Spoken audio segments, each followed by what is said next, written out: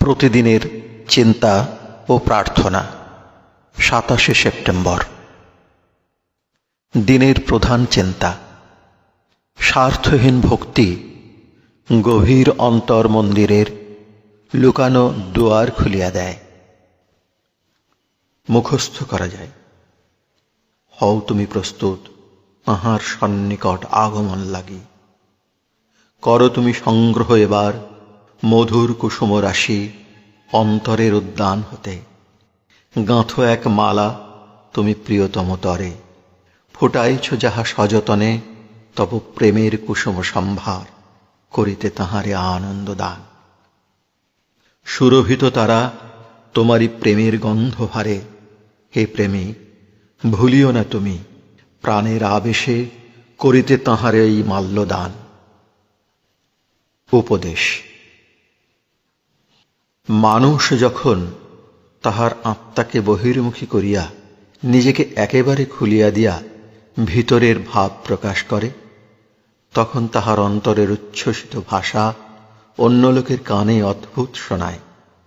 যদিও সেই অদ্ভুত সুর কখনো মানুষের প্রাণে এক আশ্চর্য সান্ত্বনা আনিয়া দেয়।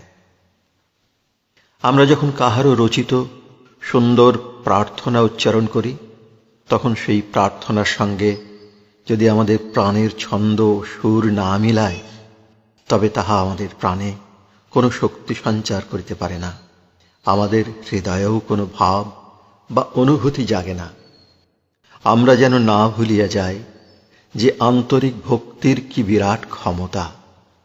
আকুল আত্মা যখন ব্যাকুল হইয়া হৃদয়ের উন্মাদনা প্রকাশ করে, তখন তাহার সে প্রার্থনা প্রভুর কানে পৌঁছায় এবং ভক্ত তখন কি অমূল্য আশীর্বাদ লাভ করে।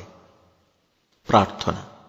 হে দিব্য সত্তা, আমাকে এমন পবিত্র এবং সংসারের আবর্জনার অতীত করো যে আমি যেন তোমার দিব্য মন্দিরে প্রবেশ করিবার অধিকার লাভ করি এবং সেই মন্দিরে তোমার শ্রীচরণ তলে যেন আমি প্রেম ও ভক্তির অর্ঘ্য নিবেদন করিতে পারি। আমার জীবন যেন সুগন্ধ ফুলের মতো হয় এবং সে মধুর সৌরভ যেন অবিরত তোমারই দিকে বহিয়া যায়।